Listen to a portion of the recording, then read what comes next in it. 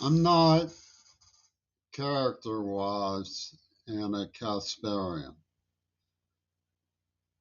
I struggle to have the courage of my convictions, but I have decidedly been more forthright in testifying about Israel's violence in Pittsburgh towards the United States than others have been. I am inclined to leave the door open to people who I would choose to have as friends. And because I believe in public schools, I consider myself duty bound to be approachable. And I have had to deal with the excessive and gargantuan cruelty of Ringo Starr. I've been up against a consortium of people who didn't mind lying to my face and using gaslighting techniques to cover their own tracks, so that when I was discredited by people who I couldn't prove anything against,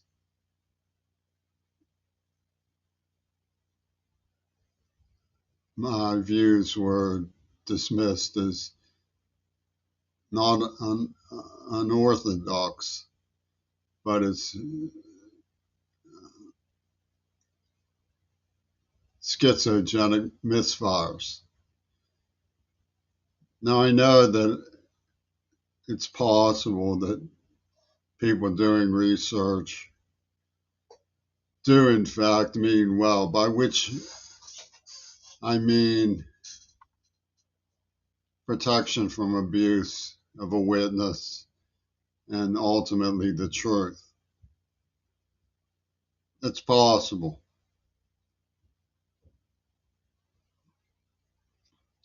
But I want to deal with a little bit with the issue of plausible representation as plausible what happened with the emergency response time in Mount Desert Island. It is not factually plausible that a boy would be buck naked for hours, night after night, with his equally raw girlfriend, even out in the middle of the woods, miles from anyone around, and leave her unmolested if he was a rapist. That's not plausible. It's not plausible that British Labour would summon, with the help of the Russians, a hottie from Trump's wardrobe to give her virginity to a boy, to deliver herself in a bed repeatedly, if they believed that the man was capable of being abusive of her. That's not plausible. It's not plausible that you can expect me to remember all of the aspects of what is not plausible about this case matter. It's not plausible that with so much evidence stacked against the idea that it was only gaslighting and not plotting. It's not plausible. It's not reasonable. It's not manly. It's not journalism to at least represent both sides factually. It's not plausible that that can be considered conclusive or grounds for every sort of abridgment and violation of normal conduct towards a deaf poet.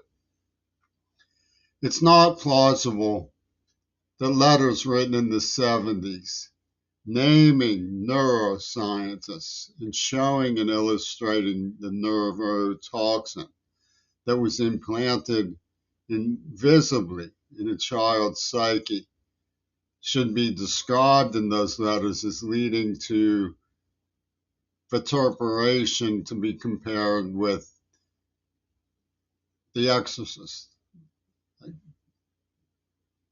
an impactive vituperative disorder like Salman Rushdie, the voices of the satanic jazz from hell, clocked to Bushy Tunes fur about freedom of speech and threats. What's the idea of you in a rush to die, Rushdie?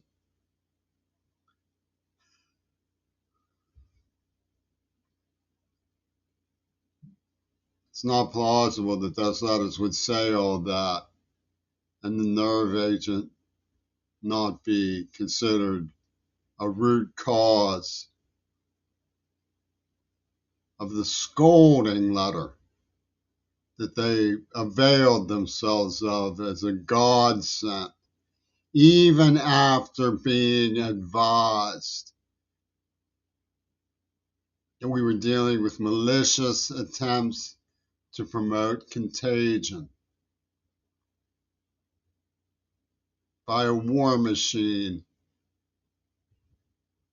who had mobilized in advance to execute as though they were a moral agency, the liberated youth of America. It's all in the script. It's not plausible to call a scripted act of neurological violence psychologically consistent with the victim. I never poisoned anybody, and yet they continue with this fetish language, whoever they are. The reason I made this tape is because I owe it to those who they are not.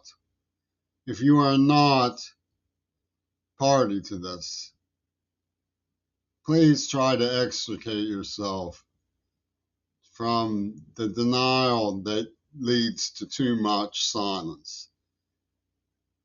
I'm not asking anybody to change their views. That's not how I establish the discourse arrangements that I consider civilized.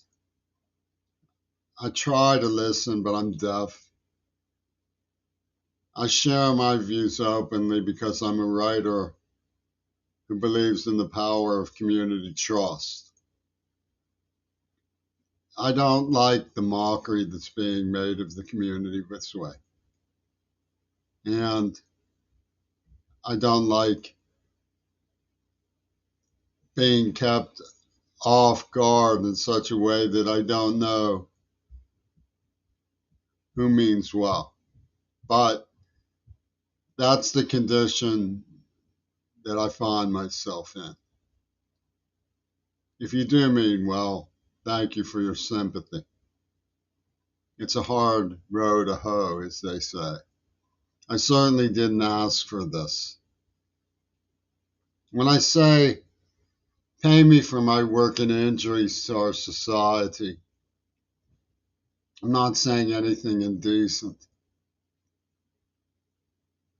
I'm just refusing to credit the idea that a deaf human being should be made a slave this way. I realize it's interpreted as revolutionary sentiment against the power structure of Ringo Starr, which completely ignores legal decencies and subscribes instead to crazy-making tactics that bear the fingerprints of the international cinema semiotic that I have surfaced.